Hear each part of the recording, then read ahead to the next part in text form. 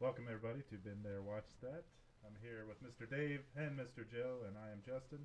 We're here to review some movies. This week, 1994, Pulp Fiction, a cult classic, many call it. This is our second foray into the Quentin Tarantino world. Last one was episode number 12, Reservoir Dogs, that was picked by Dave. If you want to go back and check that out, you can check out our website, BeenThereWatchThat.com.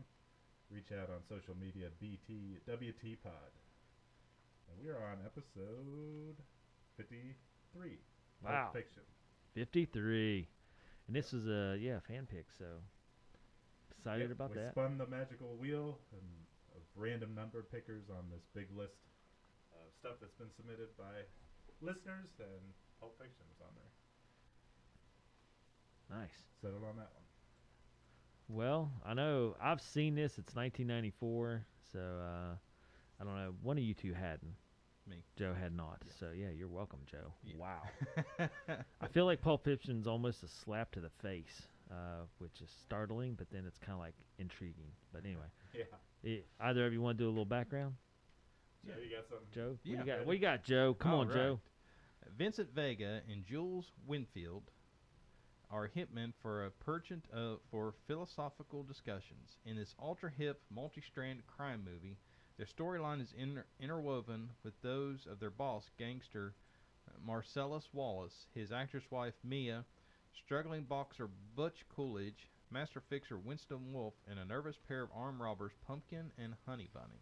Mm-hmm. And here's the casting call.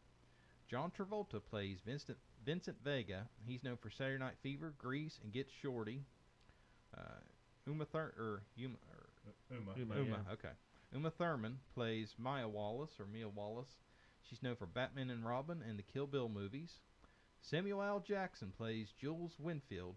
He's known for Captain Marvel and Snakes on a Plane. Bruce Willis is known for Butch Coolidge, and he's known for Die Hard, which you can find out in our archives. That Don't do it. Don't look. Don't. Justin just brutalized. Justin, come on. Don't watch Die Hard. Whatever you do. And The Sixth Sense. Phil Lamar plays Marvin. He's known for Futurama, Samurai Jack, and Mad TV. And Frank Whaley plays Brett. He's known for Broken Arrow, The Doors, and Vacancy. Then we got the guy from Reservoir Dogs. Oh shoot. Tim Roth, Yes. Yep, him and the fixer guy. Harvey Keitel. Yeah. Yes. Keitel, yep. Yeah. Yeah, there's a lot of, I don't know, it's interesting, little tidbits in there. It says Danny DeVito, but Executive producer, I think. yeah, Okay. I didn't see him on I screen. didn't either. But, it's hard to tell what they sneak in there. Tarantino's pretty sneaky. So, yeah, I feel like this is a Samuel L. Jackson movie. I forgot, but even back then, he MF'd everybody. Yeah. Kind of made it a thing after Deadpool, or not Deadpool, what's the, shoot. Snakes on a Plane. No, what the other one with Ryan Reynolds? Hitman. Hitman. Yeah, the Hitman he MF'd constantly, and kind of like that became his marquee. Yeah. Well, But he did it back in 1994, by golly. there was over 200 F-bombs dropped in this movie. 265. Yeah, 265. I couldn't remember the exact number, and I read You last got- night it was 200. Did you guys look at the financials? No. Unreal. Really? 8.5 million to make, with 5 million going to actor salaries. Box office, you guys want to guess? 300. 213.9 million. Wow. Yeah, so huge payoff on When this. it came out, it made that much? At the No, theaters, or just the, over time, hold on, it was here. DVD sales and all that? That's- Also, can't forget Christopher Walken. He makes a brief appearance in Yeah, the that's true. flashback scene. Yeah, Okay, his dad's worldwide. army buddy. Yeah, worldwide during the theater release was 213 million. Wow. Yeah. Okay, so It pulled in 9.3 million on the first weekend. yes, it made its money the first weekend. Yeah. So I don't know if I want to really open this can of worms this early, or if I should just sit and wait on it. Talk about I got a lot of questions. This movie will bring out a lot of questions. Yeah. First talking one. about N bombs being dropped. Well, hold on. Let's No, back not up. even Hold on. that. Let's back up 1 second. So Forrest Gump in '94 was the biggest earner at 3.29, or 3 point, yeah, No, 329.6 million, Mm-hmm. which is one of our deals. Yep. And Speed, True Lies. So yeah, Forrest Gump, episode 50. yeah. Check Okay, it out. sorry about that. So Joe, question, hit it. Okay, was Tarantino? We see the drug exchange where they're swapping cocaine. I want to know, one, was that real cocaine, and two, was Tarantino on that stuff when he made this, when he thought this idea up? He's a different cat. Well, I know that, but man, because I've always heard of Pulp Fiction and it being this iconic movie, and after watching it, I'm like, I'm left scratching my head because it's a John Travolta and Samuel L. Jackson movie, but yet biggest chunk of the movie they're not in it. Yeah. And then, I mean, I almost want to call it a fever dream. Yeah. Because the very end of the movie loops back to a brief scene at the very beginning. Yep. Yeah. Of them robbing a diner. Yeah. Yeah, which okay, I saw that. I was like, okay, now it all makes sense. It's all wrapping back together. But like, there's literally pieces of this movie that you could complete. I'm doing Indiana Jones on this one. Yeah. That you could literally take out. And it wouldn't matter. Yeah. Yeah. Okay. And guys, correct me if I'm wrong on this. Bruce Willis. If we took Bruce Willis completely out of the scene, all the stuff with him, Yep. it would not change the outcome. Correct. Except you wouldn't have 2 hours plus into this movie. Well, yeah. I mean, I think that's why when I said earlier, it's like a slap in the face. It's like you're getting slapped from 9 different directions at once. Yeah. Because it's just twist, twist, twist, more twist, and then, oh yeah, let's circle back and have another twist, which I thought makes it interesting. I mean, I enjoyed the plot twist, and then, completely kind of going from we'll say episode 1 to episode 2, and then back to something that could relate to episode 1. I don't know. It's just crazy. It's a roller coaster ride of a movie. Kind of just multiple characters all with their own side stories that aren't necessarily connected very strongly. Yeah, it's just other than obviously the main bad guy. What's his name? Vincent Vega. Rhames or Rams or Vin Rhames. Vin Rhames, like he's the big boss bad guy, and people kind of have to call him from time to time, and he's at the center of other stories, but he's not. In some ways, the only connection he has is like, with the dead body in the back of the car. He just calls him up and he sends over a fixer. Mm-hmm. So he's connected in that way, but only just kind of peripherally. Yeah. And somebody else, and we just mentioned him, the guy in the military uniform that was talking about the watch. Christopher Walken. Yeah. Literally take him out of the movie too. Nothing against him, but literally take him out of the movie because there was literally nothing to do with the main storyline. Mm-hmm. I could have cut him out as well. Nothing against his. Yeah, his only connection was to Bruce Willis's story because it showed how obsessed with that watch he was, so he had to go back for it. It wasn't something he could just leave. Right, but it's like I'm sitting there going, who cares? and I mean, and I'm literally dumping on 2 great actors here, which is strange to think that these are 2 great famous actors that. I'm literally going, okay, we could have done away with you, we could have done away with you, and we would have gotten the same movie except a little bit shorter and would have made more sense. Maybe. I don't know. I think that's kind of the fun part, though. For me, it was fun because of that. Well, see, you had these side stories, and I kind of walked away with maybe they're related, maybe they're not, because there's so much stuff.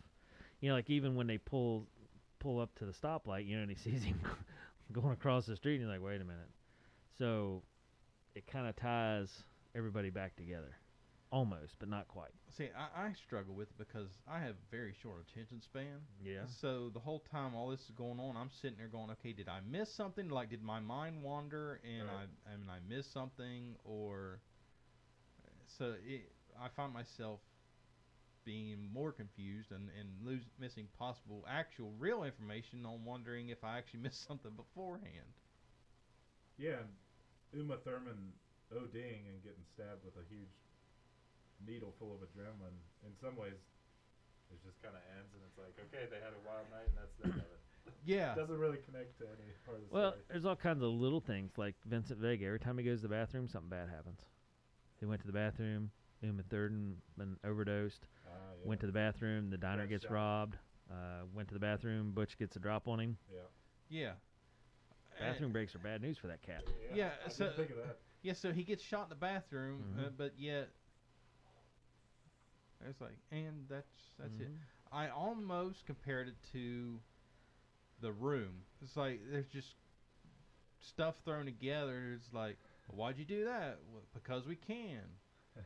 Well, you know what? You can also set a cat on fire and run it through there, but you didn't. Doesn't mean it would make sense. It was just like on The Room where the mother tells the daughter she has cancer, and that's the end of it. Mm-hmm. It's like, why? I mean, there's just no. Welcome to Quentin Tarantino's world. I have my own issues So- comprehending things. I don't need him piling on. Yeah. So unlike Reservoir Dogs, do you remember what you rated that one? Is that a medium or light? I can tell you real quick, 'cause it's on the website. When you watched that one, though, you felt like, okay, this has much more of a kind of straight line that makes Yeah, like logical sense. yeah, at the end of the And movie. less fever dream stuff. Yeah, at the end of the movie, it all tied together and it all made sense. It was a little it was a different way of getting there, but at the end, I was like, okay, that makes sense. Mm-hmm. Yeah, let me pull it up here on the website. Okay. Oh, so Reservoir Dogs, it's a certified medium. We all gave it medium popcorns. You gave it a overflowing medium, and Dave and I. Oh no, you and Dave both gave it overflowing medium, so I gave it just a regular medium. Interesting. But yeah, with Reservoir Dogs, I felt like that the little side stories and all that. Yeah, it took you on a different adventure, but at the end, it all came back together and all tied together and made sense. This, I'm left scratching my head, going, "Wait a minute, how are you got all these dots on a piece of paper? Yeah. And I have like." There's 10 dots. I have 7 of them connected, but these 3 over here, I have no idea where to connect them at. Fun fact: the F word was dropped 4 more times in that movie than in this one. Really? 269 in that one compared to Snuck 4 more in on you. 265 in this one. So did you guys notice Jules' wallet that had bad MFer written on it? Mm-hmm. Yes, That actually belonged to Tarantino. that does not surprise me. Yeah. It would surprise me even less if that was Samuel L. Jackson's actual wallet. Tarantino has about a 10-minute appearance in this as well as a friend of Jules. Where he goes to his house with a dead body in the car, and he's not too happy about it. Yeah, What do you think of Tarantino's acting? it wasn't bad. It was Yeah. better than I thought it would be. Believable, yeah. Yeah, Maybe a little over the top. Some. just a smidge, but not as bad as I thought it would be. Yeah. So one of my favorite questions, if someone asked you, okay, hey, what's, Pulp Fiction, what scene pops in your head? Needle. Really? Yeah. That was done in reverse to make it look real. Really? Mm-hmm. They put it in her, and then he jerked it out, and then they reversed it, which got you the stab. It's funny. Wow. He's like, you gotta go like this. He's like, 3 times? He's like, no, not 3 times. Yeah. Just once. That was a creepy. I really like the guy that plays the drug dealer. Yeah. Oh, let me look him up. That long Eric Stoltz. red hair. Yeah, Lance, because he's like, are you on a cellular phone? Who is this? Prank call. Yeah. What and what? Blah blah blah, and hangs up on him. Yeah. Sitting there eating cereal, it rings like 5 times. By like the 7th like- time, he starts like getting that look. He's like, Yeah. "Hey, got it." Yeah. Somebody won't. Somebody's That's so letting it funny. ring. Back then, you could let it ring forever, I guess. Yeah. Yeah. In the 90s. You guessed. Jeez And he Louise. gets up. He's like slowly walking over with his cereal in his bathroom. It's like 10 rings in, and then his girlfriend's like, "Who the heck is that?" Who's calling at this hour? They're all up anyway. It's like, Yeah. you deal drugs and you're up at 3 in the morning anyway. So Well, don't you know what the schedule is for drug dealers? Oh, no, I'm just saying. I thought it was funny because it was like a old Archie Bunker scene. Who would be calling at 8 in the evening? Yeah. No, but Yeah. it's 3 a.m. and they're drug dealers, and he's eating TV watching an old comedy show, and she's worried about who's calling at that hour. I'm like, It's a little interesting. That whole thing that set it up, which was the main bad guy is like, hey, I'm out of town for the weekend. I need you to take my wife out on the town. Yeah, and especially with the whole rumor thing of throwing the guy out a 4-story window because he massaged her feet. Yeah. It's interesting all the way around. And there's something with feet, I guess, with Tarantino. If you look throughout all his films, he's got this big thing with feet. Really? Female feet. Did not notice that. I don't know. Big cast. So, Joe, what was your prominent thing? I was looking back through the cast there in case you said it and I missed it. I've got two. I've got Okay.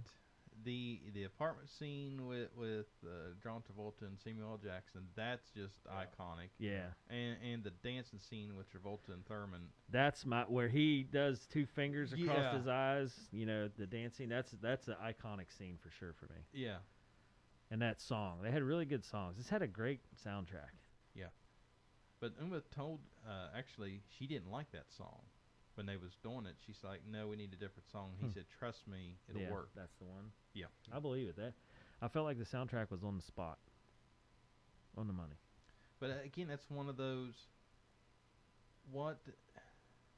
them going to that diner and doing the dancing, what did that literally have? Was it entertaining? Yes. And I'm going to give it a pass, but I'm sitting in the back of my mind going, well, what does actually have anything to do with the story? I think it kind of built up, for me, it built up to the drug overdose. Okay. Because he's obviously high. You know, Right. she's snorting coke like crazy. Yeah. You know, and it was just one of those things where, you know, it spelled trouble from the beginning. Like, Okay. he was trepidatious about going. Right. And then, you know, she's alluring and pretty, and, you know, they start calling each other pet names right away. Yeah. You know, and I'm like, uh-oh, this cannot end good. No. Okay. So You know, and he even goes in the bathroom while she's overdosing. He's like, listen, you're going to have one drink. You're going to get out of here, you know, yeah. go home. And, you know, this is the play. Right. And then, you know. It's honor and Oh, gosh. yeah, loyalty. Yeah. Gotta have loyalty. Yeah. Can't be messing around. Okay, so now that makes more sense. See, that's why I like watching like stuff like this. Yeah. That we can sit here and discuss, and all my boneheaded questions, you guys are going to know. It's like here's how you do it. And Well, it's I like, don't know. It's oh, bonehead. I've seen it several times, so I've had Yeah. time to I digest think it. it takes a couple That's, watches. this is one of those you got to watch 3 or 4 times and then kind of be like, oh, okay, that makes a little more well, sense. that's what I thought.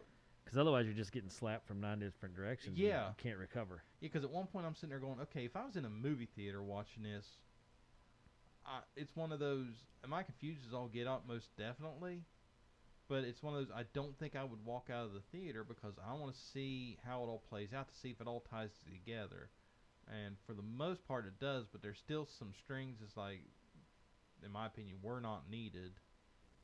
I think Yeah.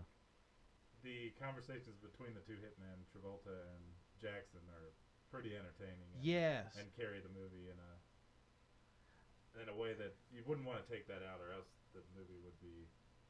If they would have had more of that and less Bruce Willis, Right. I would have been Yeah. way more entertained. Because The that whole just Royale with cheese, and then Royale. Yeah. Yeah. they have arguments about, like, you know, because they see things differently. So like Travolta's like, you know, you don't give a massage to Yeah, another it man, means something. yeah. another, or yeah, just back and forth of, oh, it doesn't mean anything, or no, that's messed up. It's like, well, he shouldn't get thrown out a window. He's like, yeah, I agree, but Yeah. he had to have known something bad was gonna happen.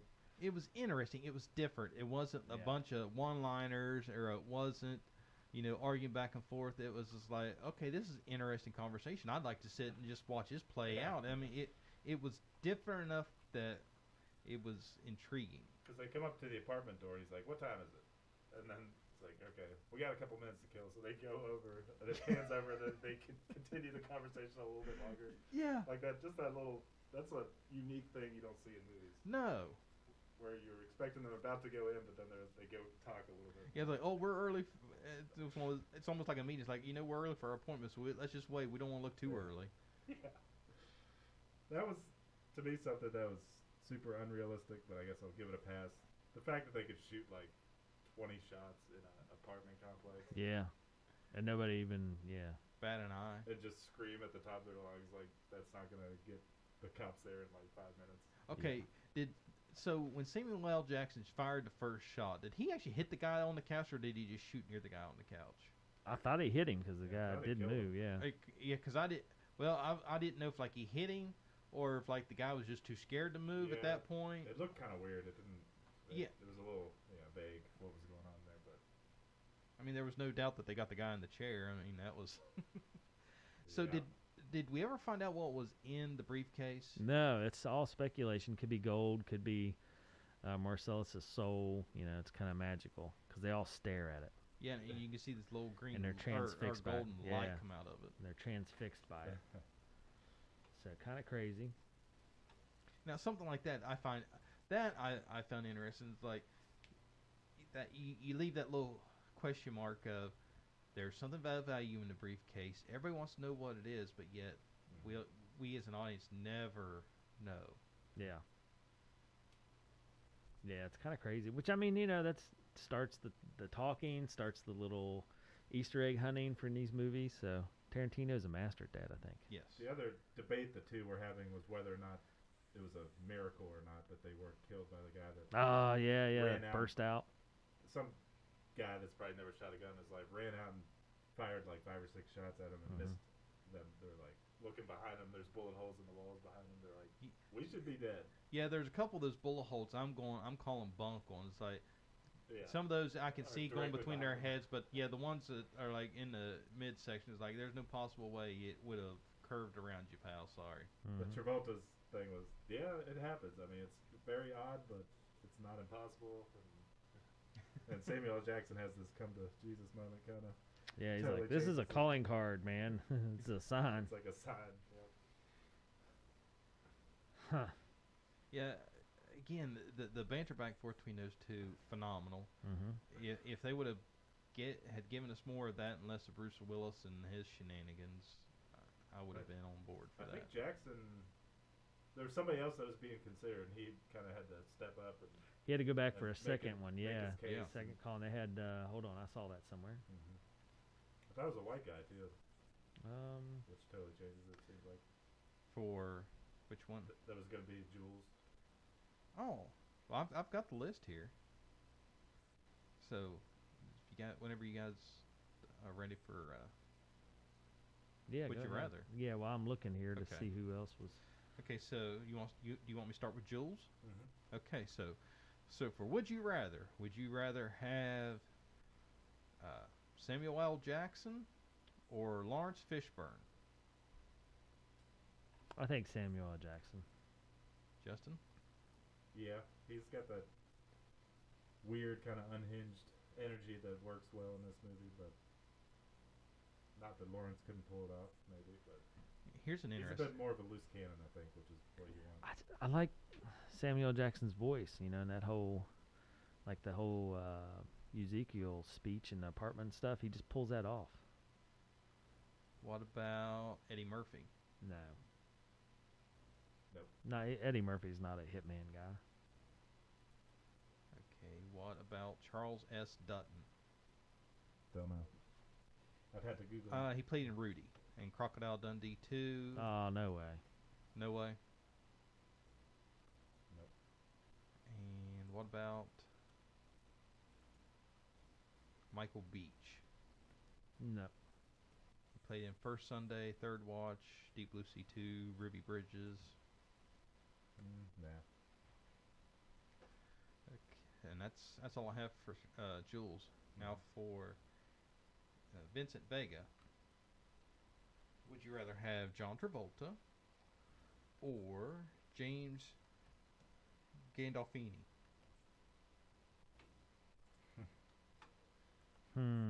I still gotta go Travolta. Travolta's kind of laid back, cool thing. The same thing you kind of see in Get Shorty.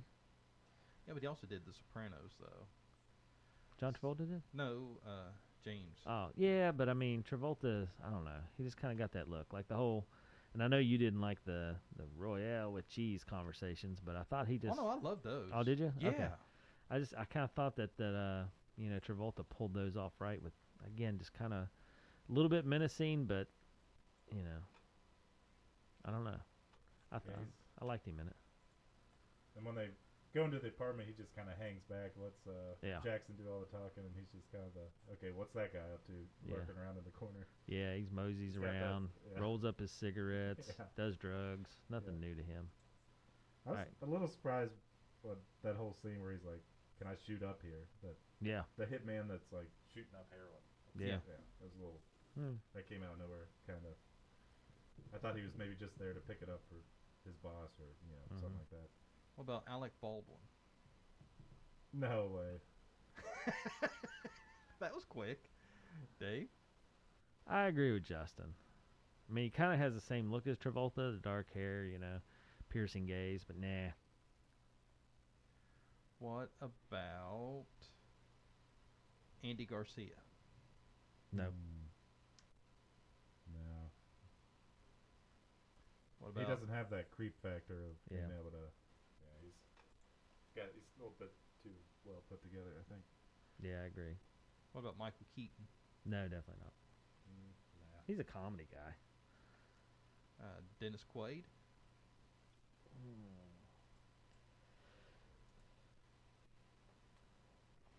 Boy, Maybe. I don't know. I'd say maybe. Yeah, maybe. In the right circumstance, if Quaid pulled it together, yeah. If he can channel his dark side and Sean Penn? maybe Yeah, definitely Sean Penn could. he could pull it off. Although he's a little guy. Travolta's kind of tall. I think you got to have somebody that's bigger. Okay, now I really want to see what your guys' thought on this one. Mm-hmm. Robert Carradine, I don't know who that is. Revenge of the Nerds. Oh, nah. Nope.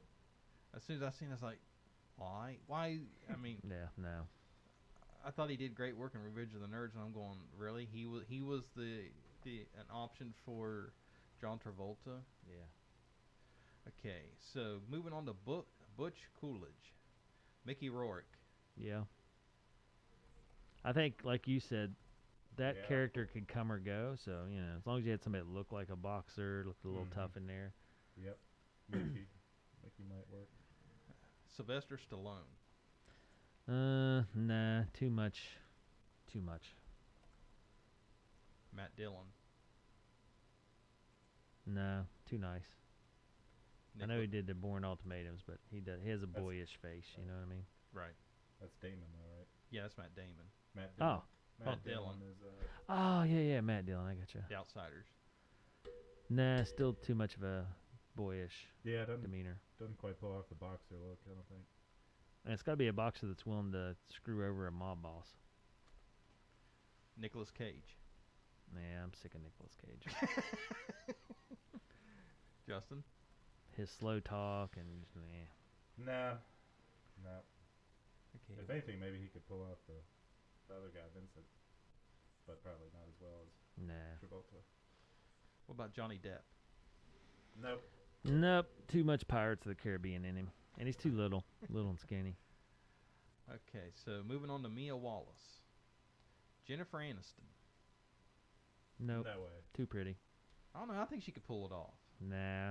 If Not- anybody could, because I think she could have the attitude. I mean, to you pull have it to off. be married to a mob guy that throws people out of 4-story windows And do drugs in the bathroom. and do drugs in the At a bathroom. burger Yeah. Jennifer Aniston's too nice. She's not creepy enough. Like Uma Thurman kind of brought that sketchy dark side. Yeah. Yep. I don't know. I think I'd like to see her try that. Yeah. She's too nice. Too smiley. Meg Ryan. Nah. Nah. Daryl Hannah. No. Same thing as Jennifer Aniston. Daryl Hannah. Yeah. Too nice. Steel Magnolias. Kill Bill movies. Yeah, nah. No thanks. Okay. What about Michelle Pfeiffer? No.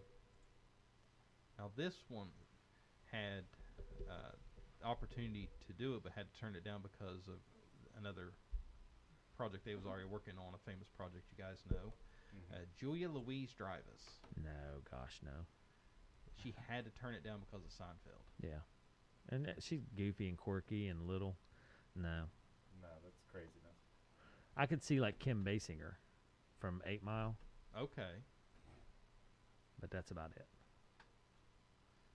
So And Uma Thurman had to be talked into it, right? Didn't she turn it down? yeah, she turned it down at first, and then And came back around. Was Quentin like, had to call her up and yeah, like, no, listen, you want this. Yeah, what a good choice. Ooh. So now moving on to Pumpkin. Here we go again. Johnny Depp. maybe. You think Johnny Depp could play Pumpkin? If he was a little less famous, because it'd be hard to not see Johnny Depp. Well, this was 90.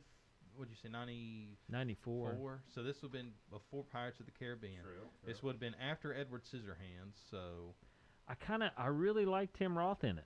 But I mean, Johnny Depp could probably pull it off. But Tim Roth with a little bit of a British accent, I thought was unique and kind of made him stand out. And I liked his demeanor. But I could see Johnny Depp maybe filling in. what about Christian Slater? Yeah, definitely Christian Slater. And just because the reaction I got the last time, Nicolas Cage. No, gosh, no. I don't know. I think he could do it. I mean, this is kind of a minor role. I but- could much rather see him in the role of Pumpkin than I could the boxer. Oh yeah, definitely. He'd have a better shot at this one, but Yes. Okay. Justin? Yeah, maybe. Okay, so let's go on to Honey Bunny. Let me look here. I'm gonna say no to everybody you say, just because that lady Amanda Plummer can pull off Crazy. psychotic, crazy lady like nobody's business. Like even from her first line when she stands up, "I'm gonna kill every MF one of you." You know, I believed her. It's like, yep, just enough crazy in that box to turn some heads. What about Patricia Arquette? Nope. Nah. Okay. Lily Taylor? Who's that? She played in The Haunting, Mystic Pizza, Outer Range, Oh Dogfight. no. No, I think her spastic look and speech was a home run for somebody like that just doesn't care. I mean, they're talking about robbing liquor stores and banks and you know, why not coffee shops, and you know, her just all over the place demeanor sold me. I was like, yeah, that lady would turn and say, yeah, let's do this. What about Jennifer Jason Leigh? Nope, too nice. I agree. Bridget Fonda? No. Okay, let me see here. Phoebe Cates? Fast Time to Ridgemont High, No, Drop Dead no. Fred. No. Okay, and last but certainly not least, Marissa Tomei. No, definitely not. I was gonna say I could see her in maybe the Mia role, Yeah. Yeah. but Justin, do you think she could pull off? Nope. No way. Yeah, I think they missed the mark on that one. I think they had her try for the wrong role. I think she would have Yeah. been a better Mia than a Honey Bunny. Yeah, oh, definitely. Although I mean, I think she could have carried Honey Bunny, but like you said, there's just an extra layer of crazy that it would need. That Yeah. I could much see her. I could see her rather being drugged out than crazy. Yeah. Man. They had that guy from The Mask. He was the bad guy in The Mask, and they pull him in to do some crazy stuff in the basement. Yeah. Zed. What? I feel kind of bad for him that that's the role you're able to get. Is that redneck rapist guy, like messed up. Well, that whole your scene role. kind of just comes out of nowhere. I mean, Yeah. they're having a fight. They go in and you think, oh, yeah, they're going to, you know, fix this. It's like, hey, What the call Zed. Who's What do we got here? You know, and then get the gimp. What an idea to come up with. Mhm. Again, I'm telling you guys, that was real cocaine that they was using, and Oh. Tarantino was on it when he wrote this up. Yeah, I mean, what? Just craziness. Because there is no human being breathing natural air that can come up with this fever dream. Bruce Willis's character, do you think, like, he's about to go out the door and leave the guy who's been trying to track him down and kill him down in the basement? Do you think, in his mind, he was like, if I go save him, that's going to get me off the hook? Do you think he was able to see that far ahead, or was it just out of the goodness of his heart sort of thing? I think you Felt couldn't bad leave for a human being in that situation. Right. It's like, oh, I wonder if the man. wheels were turning a little bit, though. Yeah, maybe asking for a little mercy on the That maybe he'll deal. stop trying to track me down and kill me if I save him. Which is how it worked out, but wasn't guaranteed it was going to work out that way. He could have just turned around and shot him. So, Joe, not seeing this before, what did you think he was getting when they said get the GIMP? Bring out the GIMP. At this point, I had no idea. Because the scene, you look back behind him and you can see a guy go back there and he's opening up a chest. Yeah. Was there any part of your mind that thought that there was a person in there? At this point, I didn't know what to expect because at this point, there's been so many twists and turns and just stuff coming out of nowhere. It's like, at that point, I was just along for the ride. I was just waiting, wait to see what was behind door number 2.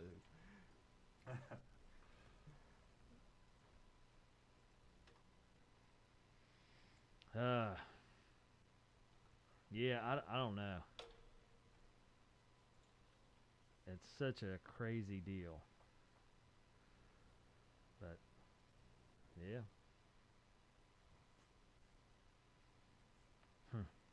I don't know. Twists and turns, man. Twists and turns. Certain stuff definitely, as you're rewatching it for the third or fourth time, I'm like, okay, now I remember. But other stuff, it's still, it takes multiple times watching it to be like, okay. I think so. Joe, would you watch it again to catch all the little things or no? I think I'd have to be in the mood for it. Now, I don't think it's one of those. It's not one of the. I haven't gotten full grasp on it to the point like if I flipped through the TV and saw it like halfway through, I wouldn't sit down watch it halfway through. It's one of those I would have to catch it at the beginning and be in the mood for it to go. Okay, I've got time to sit down and pay attention and process this. Because other than that, it's not. It's one of those. It's hard to just flip on and watch. It's one of those I'd have to pay attention. Now, if I watch it 4 or 5 times, yeah, I could probably by that point hopefully have a better understanding of it and just be able to flip it on anywhere and go, okay, yeah, this is where we're at and this is where we go from here. So back to the GIMP scene. When Bruce Willis turns to go back and he grabs, first he grabs a claw hammer, I think. Then he's like, no, baseball bat. And then he's like, chainsaw. And he kind of looks at it and he's like, okay, yeah, samurai sword. It's kind of like a mini arms race there going on. Bugs Bunny style upgrades. Yes. It's those little things like that I enjoyed. I was just like, yeah. You can see the wheels hurting baseball, but yeah, no, chainsaw. Wait a minute. And then it's like, ta-da, samurai sword. Yeah, you almost expect the light that's coming out of the briefcase to be right behind it. Yeah. I guess that was Tarantino's like homage to. He was tipping his hat to like 3 different of his favorite movies. Like I think American Psycho. Maybe there was a hammer or something. I don't know, but I saw something about that. Yeah. Chainsaw was Texas Chainsaw Massacre. Yeah. It's kind of crazy. Just rolls through those.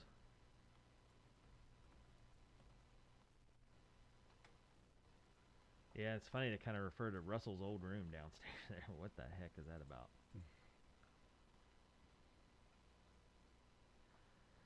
Yeah. What's weird too though is like there's no law enforcement in any of this.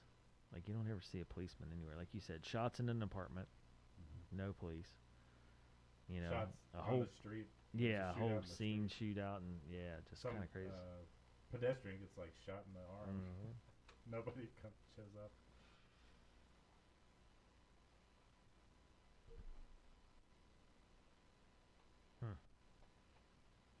Well, after watching this kind of makes me want to switch gears a little bit and stay with something from 90s or earlier instead of fast forwarding to 2022. Plus, Dave, it sounded like you weren't super big on the Batman. You know, Um, we'll do whatever. I've never gotten into those kind of movies, so it's one of those deals. Maybe I should, but I don't know. So thinking back, a couple of the lines that I liked. I like it when Marcellus gets control of the scenes, you know, in the bottom of the pawn shop area. He's like, I'm going to bring in a couple of hard-hitting fellas with pliers and a blowtorch. Get medieval on your butt. Yeah, that's got to be the biggest line ever. About to get medieval. The medieval thing has always stuck with me. Yeah. Over all the So, kind of neat how, I don't know, there's so many little things in there, you know, and then like when Butch goes back and gets his lady and he's like, Zed's dead, baby. Zed's dead. Yeah. And they ride off. Yeah. I don't know. Lot of twists and turns, a lot of stuff to keep up with, and a lot of different plots that play out. Did you guys have any idea when the movie was like done that's how it was going to play out? Well, once I saw Jules and Vincent walk into the diner, I was like, oh, okay. Yeah, we're back to how this is going It to end. did hit me like, oh, yeah, this is going to be... What'd you think of the Pop-Tarts and the shooting in the apartment with Butch and Jules? Or not Jules, Butch and Vincent Vega. And he's reading a book. He's got a book in the bathroom. Yeah. Taking a big dump. My first thought was, how terrible of a hitman are you to do that?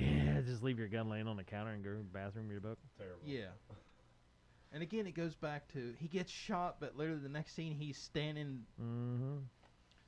Well, the funny part, I thought, he's had kind of these breaks the whole time. He's kind of like a bumbling knucklehead.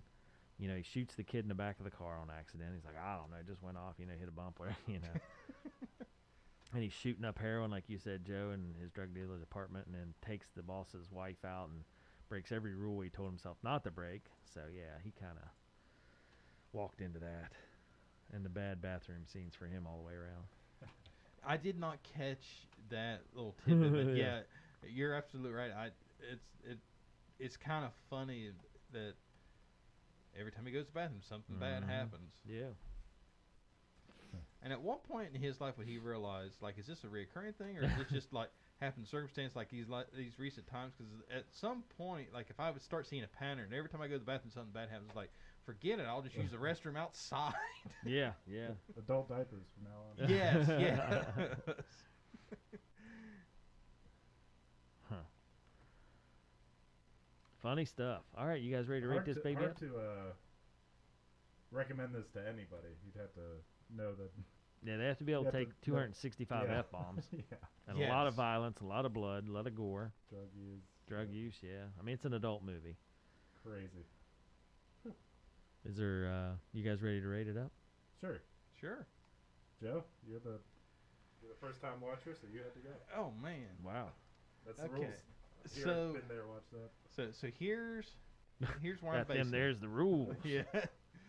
So here's what I'm basing this on. Yeah. If it would have cut out Bruce Willis Mm-hmm. and that whole nonsense, and would gave us more Samuel L. Jackson and John Travolta's banter back and forth, it would have been phenomenal. Yeah. And with my short attention span and these little fever dream side stories, Reservoir Dogs, I was able to follow along. This made absolutely no sense. So on this one, I gotta give it. I'm being gracious. Yeah. Oh, man. I'm giving it A gracious small. Now, I'm just going to point out explosions, gunshots, That's why I'm not giving it a burn. Havoc wreaked left and right. It's an overflowing small for me, guys. Yeah. I understand that. I agree with Justin. This movie's, you got to have kind of that particular taste, and be okay with the violence, the bad language, the drugs. Well, and that's not being connected and going nowhere. Well, and the Just for drugs the and the sake of it. violence and all that, I had zero issues with that. That's what's crazy. Is like I had zero issues with that. It's just like this nonsense fever dream stuff that I think kind of I don't know. I think what people like about it is just the weird conversations and the little peeks. It's entertaining. Behind the curtain. Yeah. It's a large for me. I'm going large. Really? Yeah, because of all those little twists and turns and peeks behind the curtains, and like the whole, we're going to get medieval on your butt. Just those little things that, going to get blowtorch and pliers. This seemed to be in extreme pain. Yeah. And ever right here. Yeah, With this very short life that's about to Samuel L. Jackson's speech, the whole diner scene. I just think that's all tied together for me and made it interesting. I was entertained. He's he's very good in a lot of his other movies at like creating this tension. Like he's not afraid to just zoom in on people's faces and keep a conversation going for like 5 straight minutes, which could be boring in a different context, but I don't know. He's able to create these weird, crazy characters and create these spaces for them to just have these conversations that are. I mean, he did the same thing in Reservoir Dogs. They would go off on a tangent, Oh, yeah. and it would be a conversation about the dumbest thing in the world, but But yet it you're still worked. entertained. yeah, it tied it together. Yeah, I'll go large as well. Oh my gosh! Okay, I wasn't sure. I thought this might Wow. go the other direction. Now, for me, Inglourious Bastards is one of my favorite Ooh, Tarantino ones. yeah, that's a pretty good movie. I think with that one, I'm getting into like overflowing large range, but this one, I can understand why it's considered by some to be his masterpiece and a cult classic, because it's a bold step artistically, the way to make a new type of gangster movie and crime movie. But I understand what Joe's saying too, that maybe Bruce Willis was unnecessary and it just totally a side story that went nowhere. It's one of those, if I go back and watch it again, my rating might change, but I'm just basing off of a first-time view, and because I found myself